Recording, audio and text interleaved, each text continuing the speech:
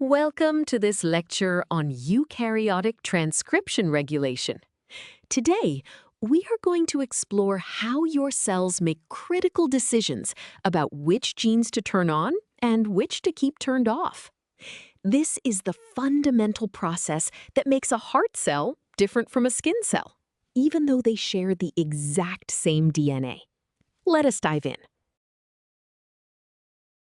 To understand how this works, imagine you have a massive, magical cookbook containing every recipe in the world. If you want to bake a cake, you do not read the recipe for roasting a turkey. That would be a massive waste of your time and energy. Your body is exactly like this magical cookbook. Your DNA is the book, and the genes are the individual recipes. Every single cell in your body contains the exact same cookbook, but a heart cell only reads the heart recipes, while a skin cell only reads the skin recipes. The process of choosing which recipes to read is what we call transcription regulation. Now that we understand the cookbook analogy, let us look at the formal biological components. Eukaryotic transcription regulation is the highly complex process by which cells control the rate of gene transcription. Transcription itself is the very first step of gene expression, where a specific segment of DNA is copied into an RNA molecule by an enzyme called RNA polymerase. To control this copying machinery, cells use special regulatory proteins called transcription factors. These are broadly divided into two teams. Activators are proteins whose job is to boost or turn on the transcription of a target gene. Conversely, repressors are proteins that block or turn off transcription. Knowing what these proteins do leads us to where they actually operate on the DNA. Activators do not just float randomly. They bind to specific, distant DNA sequences called enhancers. On the other hand, repressors bind to specific sequences known as silencer elements. What is truly fascinating is that these enhancers and silencers can be located thousands of base pairs away from the actual gene they control.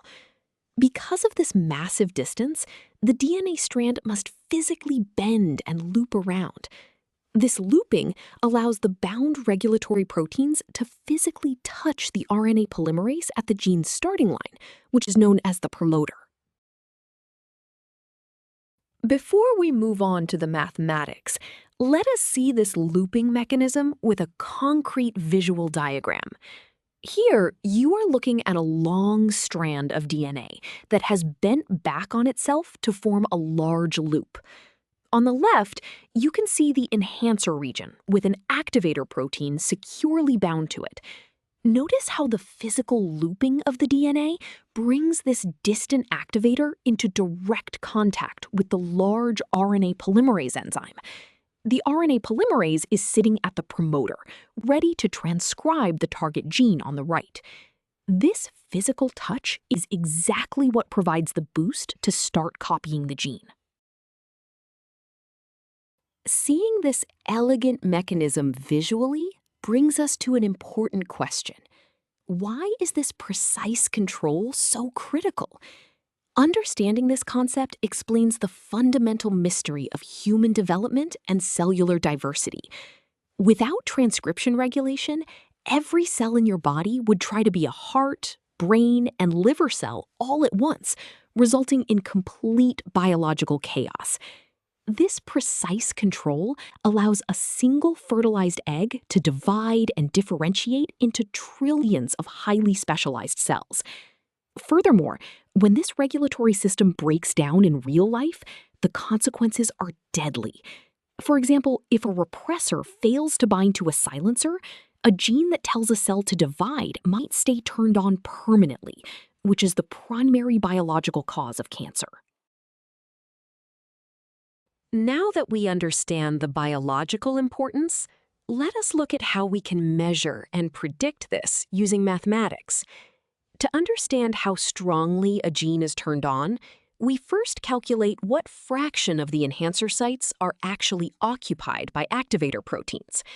This formula comes from chemical binding kinetics. The variable y represents the fractional occupancy, which is a percentage expressed as a decimal between 0 and 1. The symbol A in brackets stands for the concentration of the activator protein floating inside the nucleus. The term Kd is the dissociation constant, which measures how tightly the activator binds to the DNA. When the activator concentration increases, the fractional occupancy Y also increases, meaning more genes are ready to be turned on. Now that we have our formula, let us apply it to a specific example. Imagine a cell in a resting state, where the concentration of the activator protein is exactly equal to its dissociation constant. We want to find the fractional occupancy. We start by taking our given value, where A equals Kd, and we substitute Kd in place of the activator concentration in our formula. The denominator becomes Kd plus Kd, which simplifies to 2Kd. The Kd terms in the numerator and denominator cancel out perfectly. This leaves us with a final answer of 0.5. Physically, this means that exactly 50% of the enhancer sites are currently bound by activators. This calculation we just performed actually serves as a mathematical proof for a very important biological rule.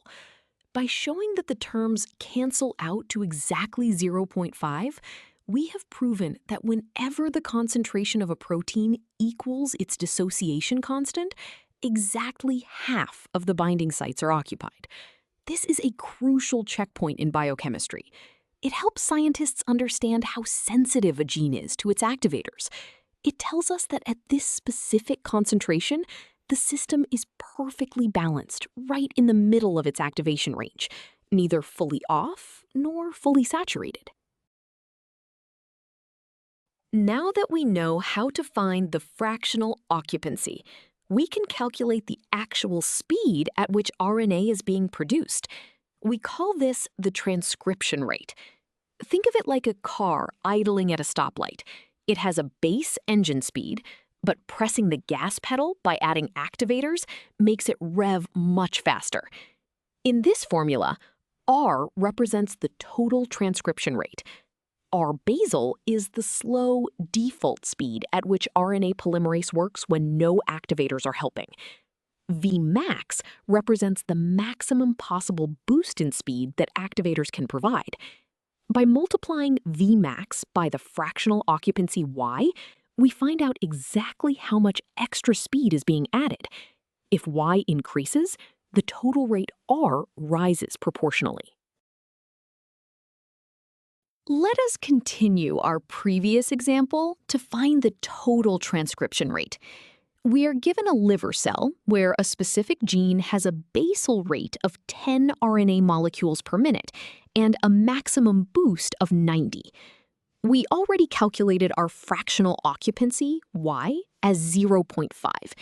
We substitute these three values into our transcription rate equation. Multiplying 90 by 0.5 gives us an extra 45 RNA molecules. Adding this to the basal rate of 10 gives a final answer of 55 RNA molecules per minute.